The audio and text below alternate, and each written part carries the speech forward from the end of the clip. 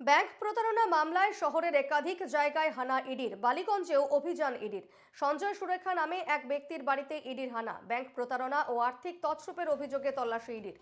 ফের অ্যাকশনে ইডি আজ সকালে দিকে দিকে অ্যাকশন মোডে ইডির আধিকারিকরা এবং শহরের একাধিক জায়গায় ইডির আধিকারিকরা পৌঁছে গিয়েছেন। ব্যাংক প্রতারণা মামলায় শহরের একাধিক জায়গায় হানা ইডির।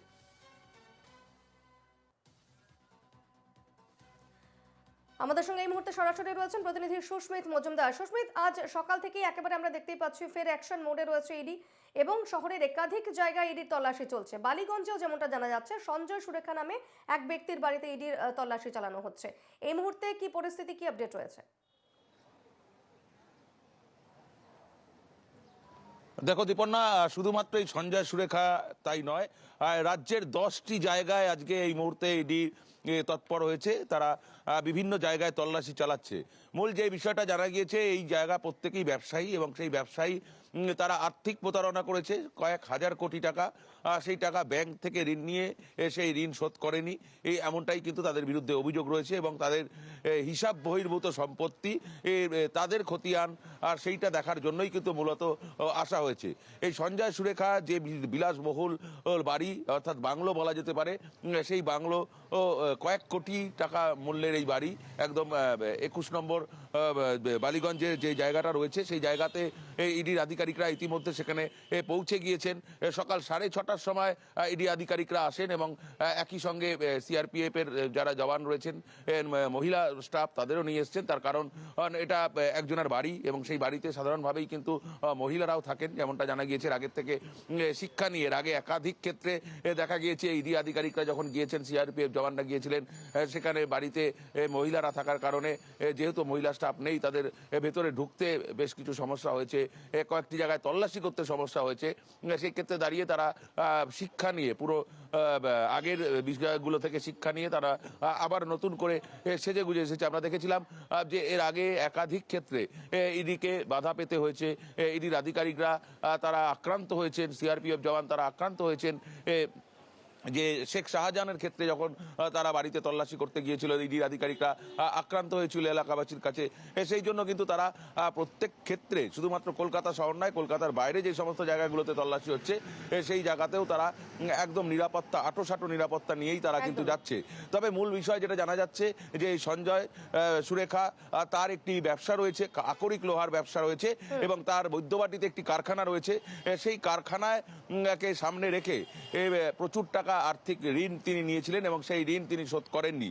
শোধ না করে তিনি গা ঢাকা দিয়েছিলেন বেশ কিছুদিন এবং তারপর কারখানায় দেউলিয়া হয়ে গিয়েছে, কারখানা বন্ধ হয়ে গিয়েছে, বা কাঁচা মালের অভাবের কারণে কারখানা বন্ধ করে দেওয়া হয়েছিল এবং পরবর্তীকালে আবার কারখানা খোলা হয়। তুমি সঙ্গে থাকো।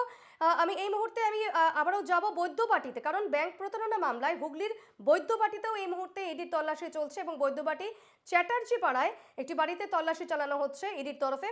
শান্তনু পোদ্দার নামে ওই ব্যক্তির বাড়িতে অভিযান ইডির। এবং আমাদের সঙ্গে এই মুহূর্তে সরাসরি রয়েছেন প্রতিনিধি প্রবীর প্রামাণিক। প্রবীর, কি ছবি এই মুহূর্তে, কি আপডেট?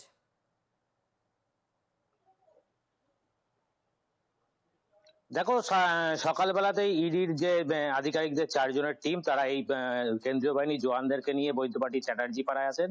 এই চ্যাটার্জি পাড়ায় হচ্ছে শান্তনু পোদ্দারের বাড়ি।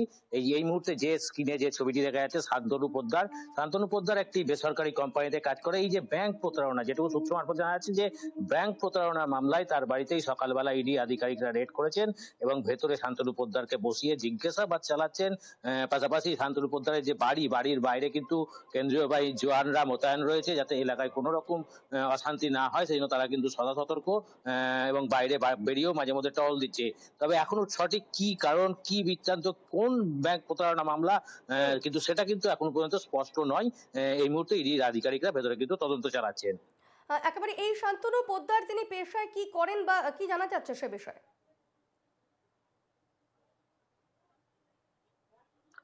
দেখো, এই যে শান্তনু পোদ্দার কলকাতায় একটি বেসরকারি কোম্পানিতে কাজ করেন। যেটুকু জানা যাচ্ছে যে যেহেতু ব্যাংক প্রতারণা মামলা, সম্ভবত তিনি কোনো আইটির কাজকর্ম করেন, সেরকমই কিন্তু এই মুহূর্তে সূত্র মারফত জানা যাচ্ছে।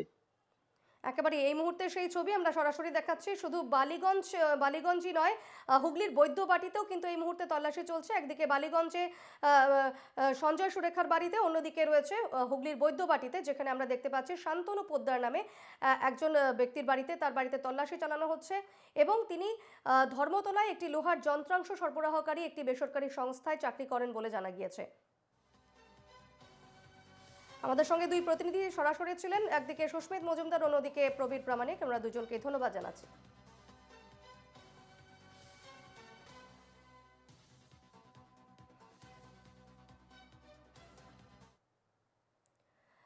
বালিগঞ্জ এবং হুগলির বৈদ্যবাটির পর এবার ব্যাংক প্রতারণা মামলায় বেলুরের গিরিশ ঘোষ রোডে হানা ইডির। কৈলাস সারাফ নামে এক ব্যবসায়ীর ফ্ল্যাটে ইডির তল্লাশি। এই মুহূর্তে সেই ছবি দেখাচ্ছি।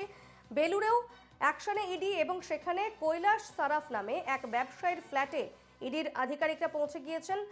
নিরাপত্তা রক্ষীরা রয়েছেন, জওয়ানরা রয়েছেন এবং সেই সঙ্গে তল্লাশি চালানো হচ্ছে সকাল থেকেই, একেবারে অ্যাকশন মোডে ইডির আধিকারিকরা।